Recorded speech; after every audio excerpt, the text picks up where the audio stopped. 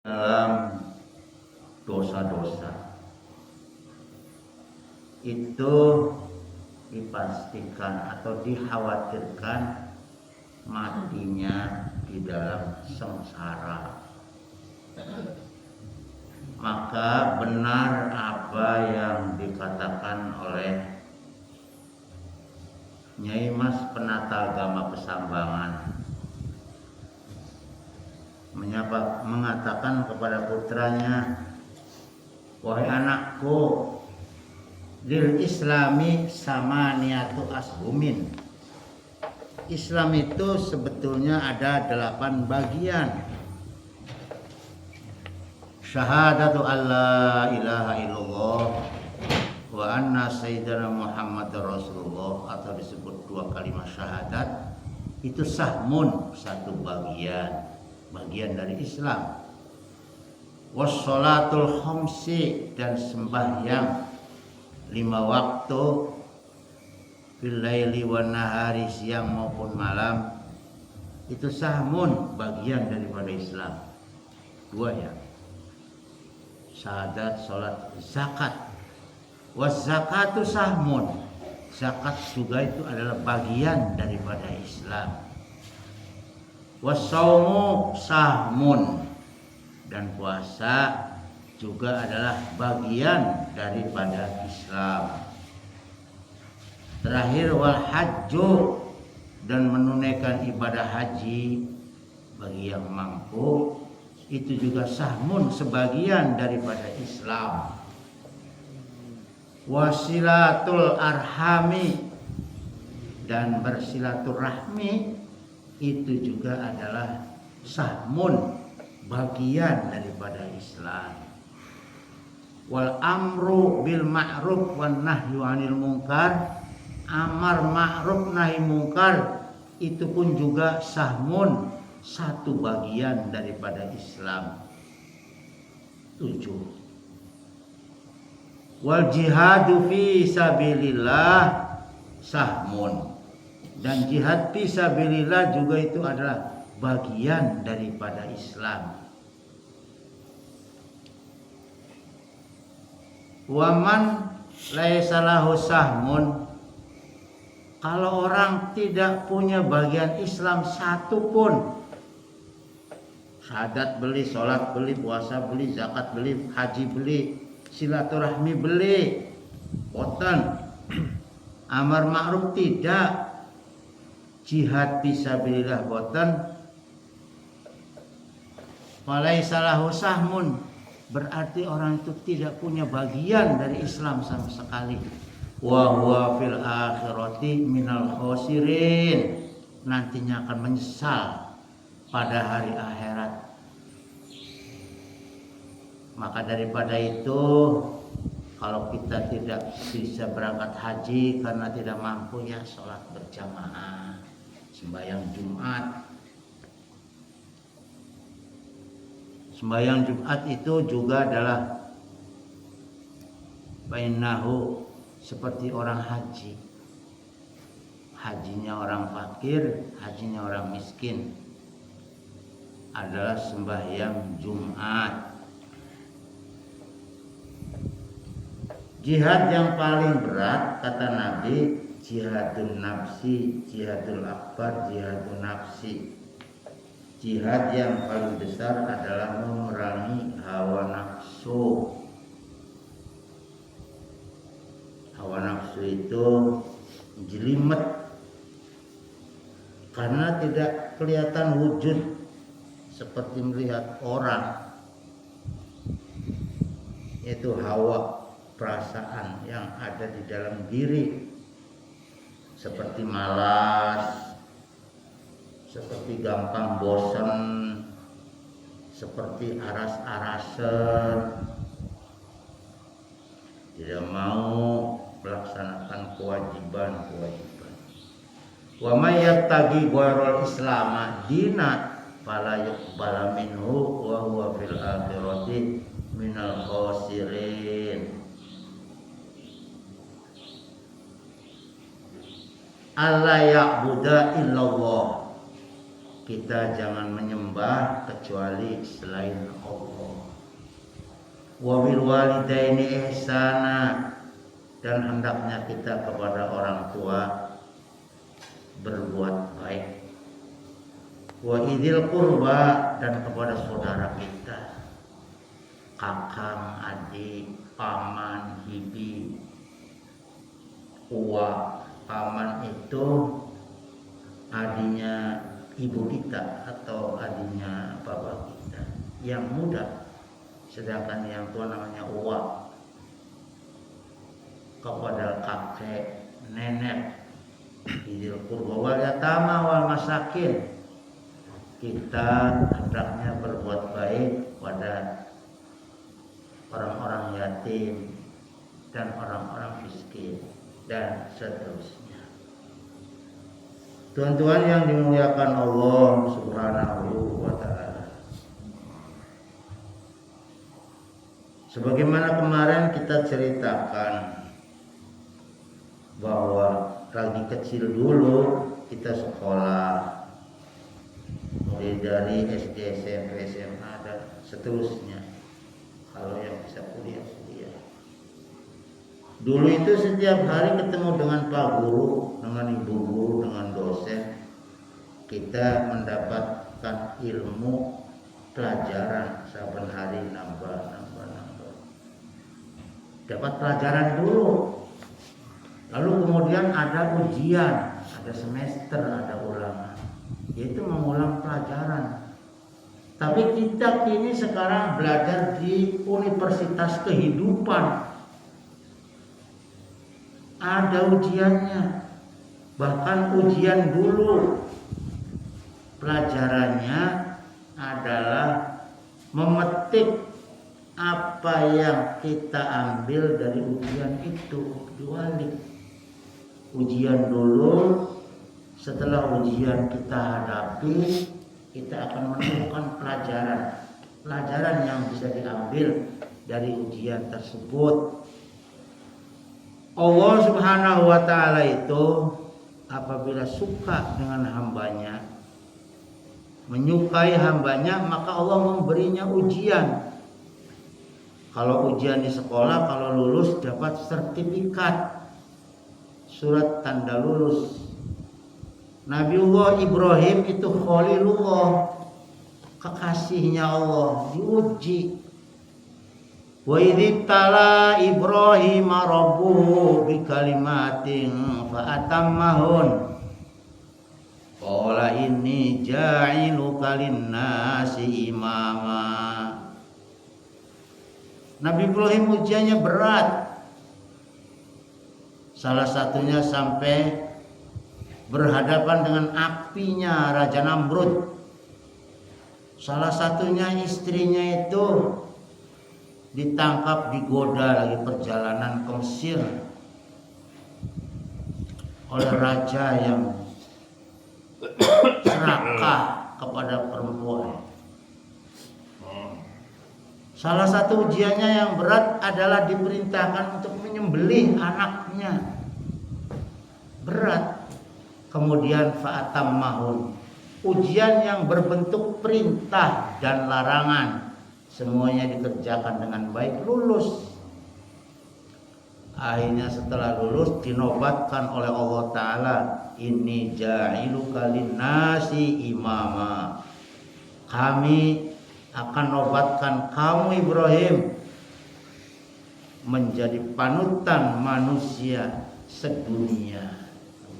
Diuji oleh Allah Subhanahu wa ta'ala. Ahasiban nasu ayutraku ayyaqulu amanna wa hum la yuftanun. Dikira orang sudah mengaku saya beriman, itu tidak diuji sama sekali oleh Allah. Wa ahasiban nasu ayutraku ayyaqulu amanna wa hum la yuftanun. Walaqad fatanna alladziina aamanu minkum walladziina. Sejak dulu walaqad fatanna alladziina aamanu minkum, diuji oleh Allah. Orang yang mengaku beriman itu akan mendapatkan ujian dari Allah Subhanahu wa ta'ala. Fala ya'lamanna as-shadiqina wa la ya'lamanna al-kadzibin. Kemudian setelah melewati ujian tersebut baru kelihatan imannya yang benar-benar kokoh, tulen, lahir dan batin. Ada lagi yang cuma berdusta. Jamaah yang berbahagia, Syekh Abdul Karim Al-Jili mengatakan dalam kata-katanya, innal abda abdun wa innar robba robbun. Sesungguhnya hamba ya hamba, dan sesungguhnya Tuhan ya Tuhan. Fala yasiru al-abdu robban wala yasiru robbun abdan. Tidak mungkin hamba jadi Tuhan, atau sebaliknya tidak mungkin Tuhan menjadi hamba. Hamba ya tetap hamba, Tuhan ya tetap Tuhan. Tidak mungkin hamba jadi Tuhan, atau sebaliknya Tuhan menjadi hamba. Dulu, zaman dahulu, ada orang yang mengaku menjadi Tuhan seperti Fir'aun, seperti Namrud. Hamba mengaku jadi Tuhan. Setelah menjadi Tuhan menyuruh hamba untuk mengabdi kepadanya. Di situ Nabiullah Ibrahim dihadapkan ujiannya, lulus sampai dibakar di api. Jamaah yang berbahagia, ad-dunya utawi dunya iku darul imtihan, darul tempat imtihan ujian. Dunia ini bukan tempat surga atau neraka, adalah tempat ujian yang nantinya lulus atau tidak di akhirat akan menuai, akan memetik hasilnya. Dikatakan kalau orang meninggal dunia itu sekalipun membawa amal soleh tetap masih menyesal karena kurang banyak. Apalagi orang yang meninggal dunia tidak punya amal soleh, bayangkan sesalnya. Kalau diibaratkan amal soleh itu kebaikan yang kita tabung atau kita simpan di ATM, tinggal digesek, butuh duit, keluar duit, berangkat kemana? Ke Jakarta. Berapa bulan? 3 bulan. Bisa dihitung kebutuhan hidup itu per harinya. Sedangkan selama 3 bulan tidak punya celengan amal soleh, maka akan kewalahan di Jakarta. Semuanya serba tumpuk. Tapi kalau orang itu punya tabungan banyak, tidak akan kekurangan. Walaupun kelihatan ke sana ke Jakarta tidak membawa sangu, tapi punya ATM. Bayangkan kalau orang meninggal dunia tidak punya amal soleh, masih di alam kubur pun sudah kesusahan. Sahabat Utsman bin Affan itu orangnya kaya, menantu Rasulullah Shallallahu Alaihi Wasallam, orangnya pemalu. Kalau berbicara tentang kubur itu nangis sampai rambutnya itu basah. Ditanya oleh sahabat, panjenengan sampai nangis-nangis kenapa? Karena kubur itu adalah pemberhentian pertama yang kita lewati untuk sampai kepada akhirat. Kalau di pemberhentian pertama aja sudah menemukan kesusahan, besar kemungkinan kedepannya itu akan banyak mendapati kesulitan. Jadi tuan-tuan, tidak ada perkara yang paling ngeri kecuali masuk ke dalam kubur tidak membawa sangu. Al-qaisul man dana nafsahu, orang yang cerdas itu orang yang bisa mengendalikan nafsunya. Wa amila, dan mau beramal, lima ba'dal mauti, bekal untuk nanti sepulang berpisah dari alam dunia ini. Itu orang yang dikatakan orang cerdas oleh Rasulullah SAW. Dikatakan orang yang meninggal dunia seumpama amalnya banyak. Seberapa banyak? 70 kali lipat amalnya Nabi. Karena Nabi itu ada yang umurnya pendek. Kalau Nabi, kalau Rasul itu pasti banyak amalnya. Seandainya manusia biasa pun amalnya itu banyak 70 kali daripada jumlah amal solehnya Nabi, masih tetap menyesal, merasa kurang banyak. Makanya ratusan ribuan orang-orang yang sudah berada di alam kubur, di bawah tanah itu menangis menjerit, pengen balik lagi ke dunia, pengen beramal soleh. Rabbirji'uni la'alli a'malu sholiha fima taraktu kalla. Kata orang yang sudah menerima catatan amal pahala yang dilakukan di dunia, ada yang paling disesali adalah waktu selama lagi hidup di dunia dianggurakan, dibiarkan sia-sia begitu saja. Tidak ada yang paling disesali kecuali kenapa waktu di dunia kita tidak berzikir. Masya Allah, lamun zikirkah oli pirang ewu. Karena apa? Pahalanya berzikir itu lebih baik daripada 7 petala langit dan 7 lapis bumi. Jadi menyesal. Nah, sekarang mumpung kita masih pada hidup, aqimis sholata lidzikri, dirikanlah sholat untuk mengingat Allah Subhanahu wa ta'ala. Satu kalimat la ilaha illallah khairun minad dunya wa ma fiha, daripada dunia beserta isinya. Jamaah yang dimuliakan Allah Subhanahu wa ta'ala. Kata Mang Iblis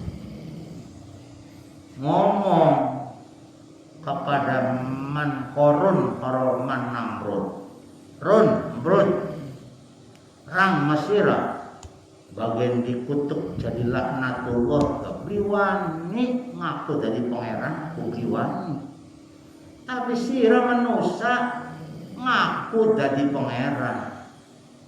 Ini bari umika, sekarang saya bebas tangan, jangan nyeret-nyeret saya mah cuma hanya menggoda, pun gak ari nurut. Siraneku durung digoda wis jalan dewek maksiat. Ini bari umika, saya lepas tangan, gak ada urusan dengan kamu. Ini akhafullah rabbal alamin, saya juga takut kepada Allah Subhanahu wa ta'ala. Ya Allah, setan aja sadar kalau sudah di akhirat annasu niyamun, manusia itu semua terlena seperti orang tidur ngorok. Wa idza matu intabahu, baru setelah meninggal dunia mereka sadar. Ya Allah, akhirat tuh begini. Mau ya lagi masih di dunia menyesal. Saking menyesalnya menangis tuh habis kering air matanya. Masih menyesal. air mata darah keluar, saking menyesali kesempatan hidup di dunia diambur-ambur begitu saja. Jamaah yang dimuliakan Allah Subhanahu wa Ta'ala,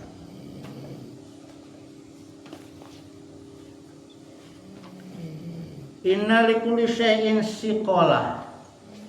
Sesungguhnya pada setiap segala sesuatu itu ada sikatnya.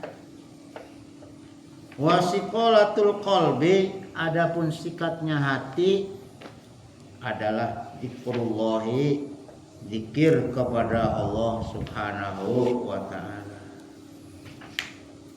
Jadi kotorannya itu melekat di dalam hati. Bagaimana membersihkannya?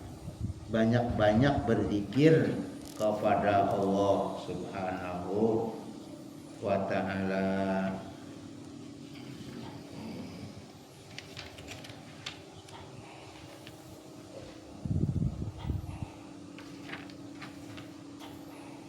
Jamaah yang dimuliakan Allah Subhanahu wa Ta'ala, waman a'rada an dzikri fa innalahu ma'isyatan dongka.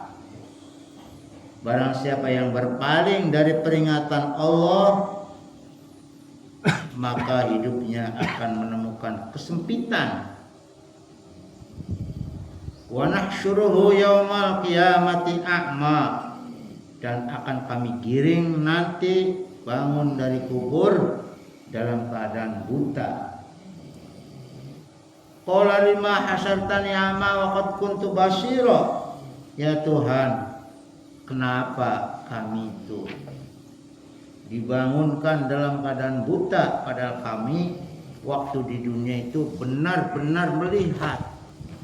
Qala atat ka ayatuna fanasitaha, maka dikatakan oleh malaikat, kamu dulu datang ayat-ayat kami, perintah ayat-ayat kami, peringatan, panggilan dari kami, kamu melupakannya, mengabaikannya. Fakadzalikal yauma tunsa, maka begitupun nasib kamu sekarang diabaikan begitu saja. Fa innaha la ta'mal absar walakin ta'mal qulubul lati fis sudur. Mereka itu bukan mata kepala yang buta, tetapi mata hati yang ada di dalam dada. Jamaah yang dimuliakan Allah Subhanahu wa Ta'ala,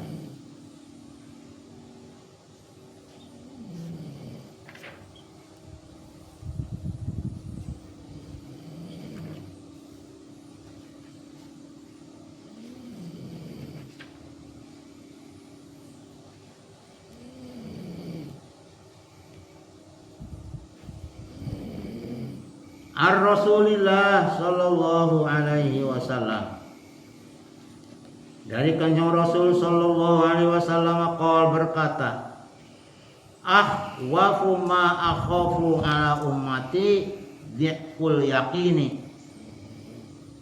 Ujar Rasulullah, sabdanya adalah, yang sangat aku takuti di antara ketakutan terhadap umatku ialah telah lemahnya keyakinan. Dzikul yaqini, telah lemahnya keyakinan. Wadiful yaqini innama yakunu min ru'yati ahlil ghaflati wa mukhalatati arbabil bitolati wal qaswati. Bahwa lemahnya keyakinan itu adalah karena terdorong kepada orang-orang yang lupa agama, dan karena terlalu lama bergaul dengan orang-orang jahat, orang-orang yang bersifat kasar, orang-orang yang meninggalkan adab, berkepala batu.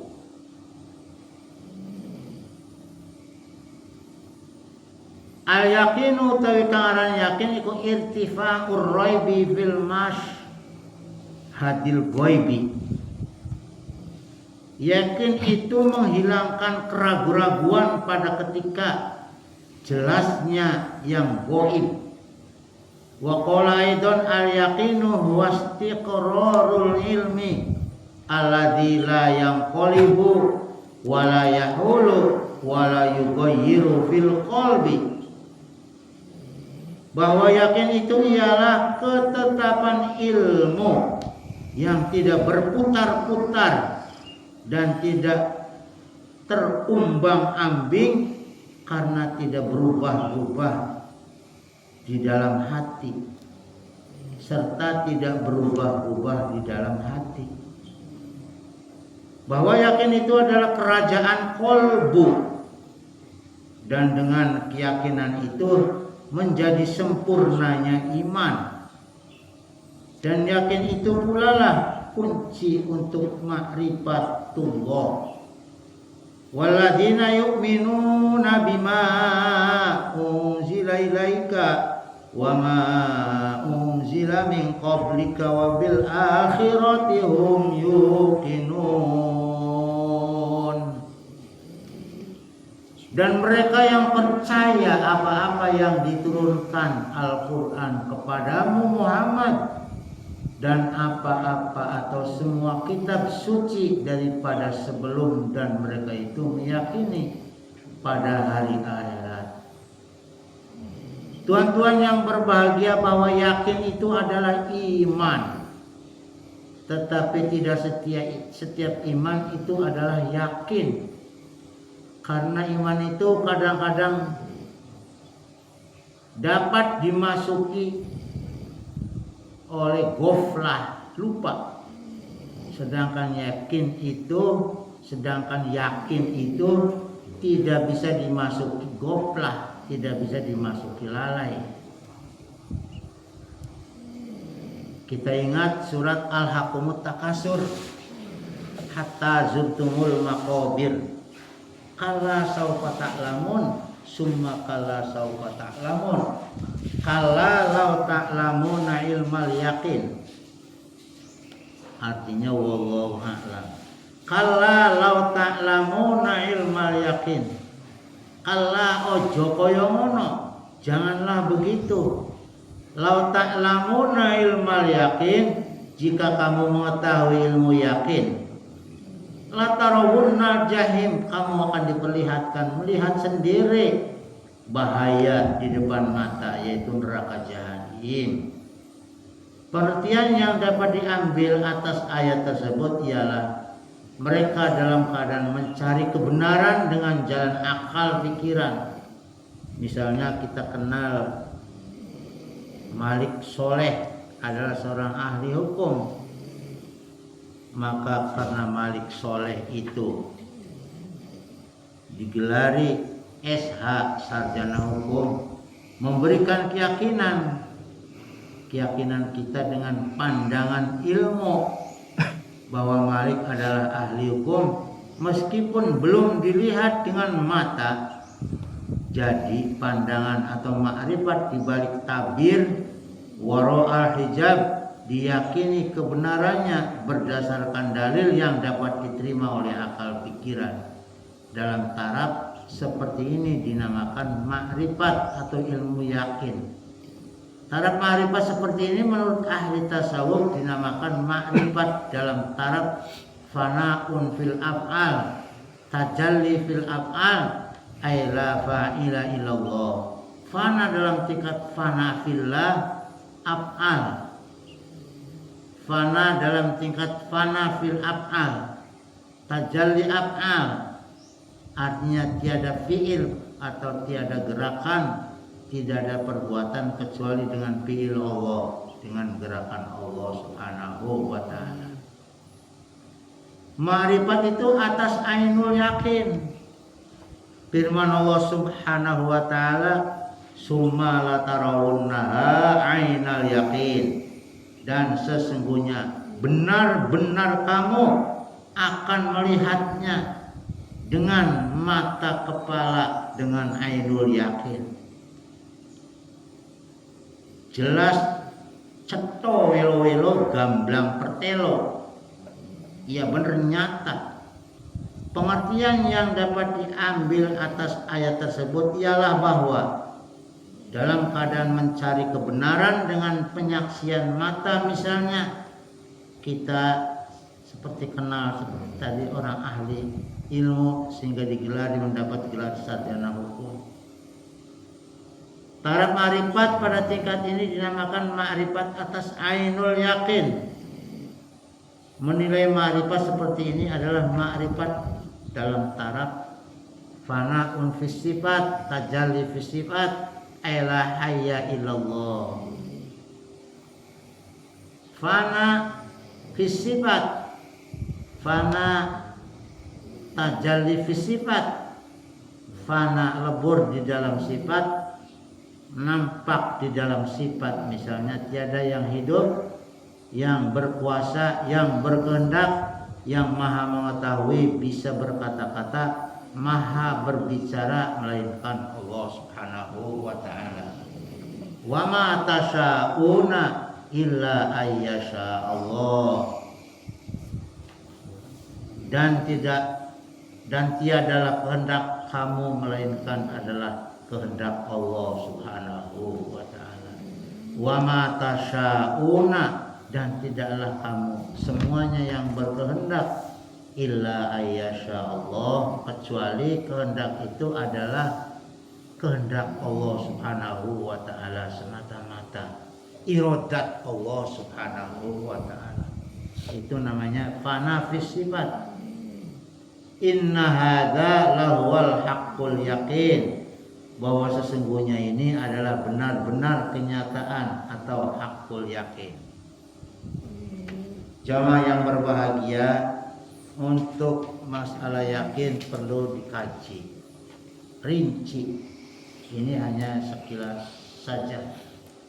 Fana'un fiddat tajalli fiddat la mawjuda illallah. Hakikatnya yang ada itu adalah Allah.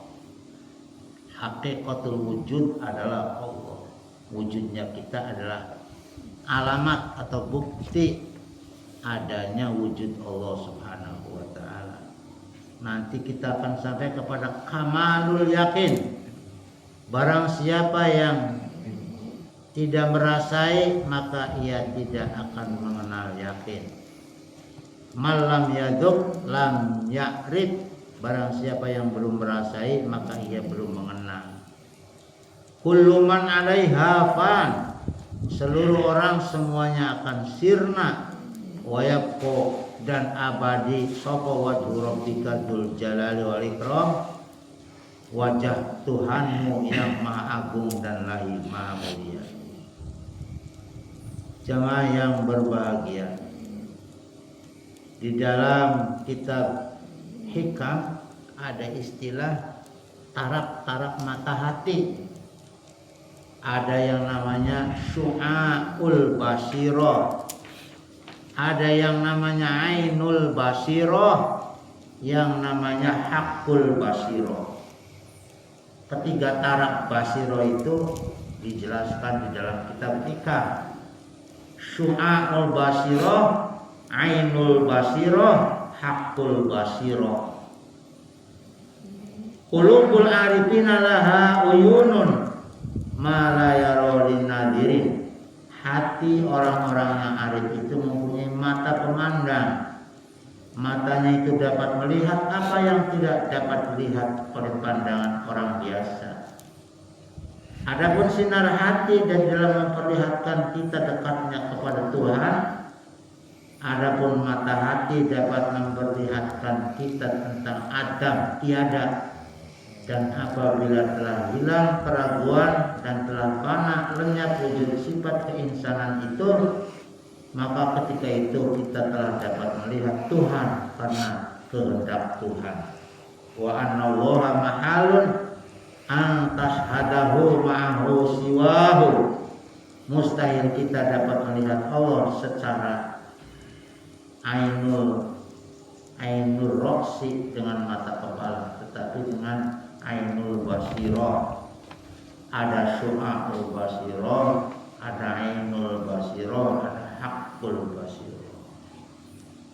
Kana Allahu wala syai'a ma'ahu wa huwa ana ala ma alaihi kan.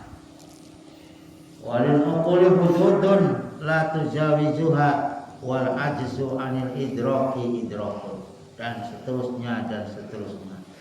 Orang yang pendalaman imannya itu mengenal apa yang namanya syu'aul basirah, apa yang namanya ainul basirah, apa yang namanya haqqul basirah, insya Allah akan berbesar hati, jembar dadane. Dikatakan pepatah, orang yang berjiwa besar karena pandangan mata hatinya semakin luas, semakin tajam. Nanti disambungkan dengan pepatah, apabila orang berjiwa besar dibedakan dengan orang yang berjiwa kecil. Kalau orang yang berjiwa besar menghadapi soal yang besar itu dianggap kecil, sedangkan orang yang berjiwa kecil menghadapi soal yang kecil dianggap besar. Nah, kita ini berada di dalam dunia darul imtihan, semua akan diuji. Dengan ujian yang baik, kelihatannya enak, apakah belum bersyukur atau tidak. Dengan ujian sulit yang kelihatannya menyusahkan, apakah bisa bersabar atau tidak. Diulang sekali lagi penutup,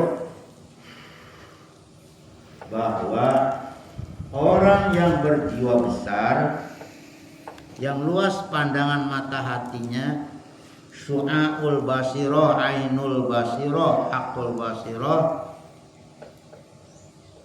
di universitas kehidupan ini melihat ujian besar itu adalah kecil. Tapi orang yang berjiwa kecil melihat ujian kecil itu besar. La quwwata illa. Jamaah yang berbahagia, inilah pentingnya kita harus menambah kula yaumin ziyadatan. Setiap hari ilmu kita harus bertambah. Sebab kalau kita tidak dibarengi dengan ilmu, kita nanti kewalahan. Jamaah yang dimuliakan Allah Subhanahu wa ta'ala,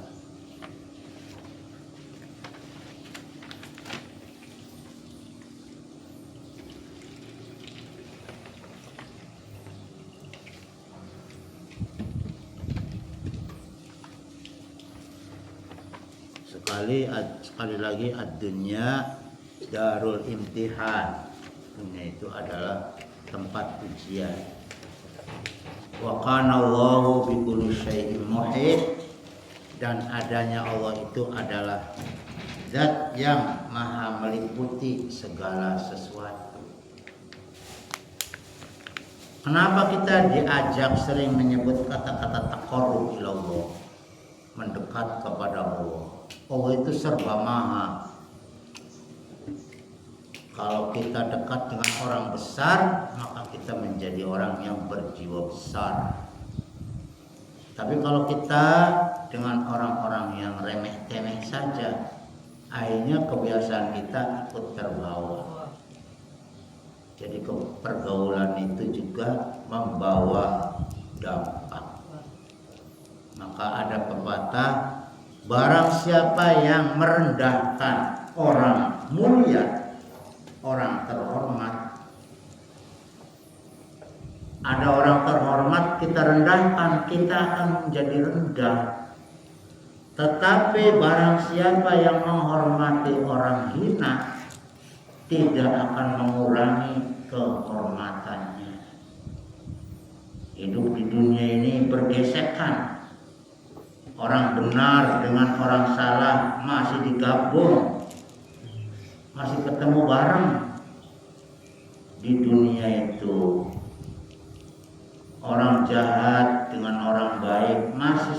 ketemu, masih suka bergaul, masih bisa saling mempengaruhi, dan masih bisa jadi yang terpengaruh.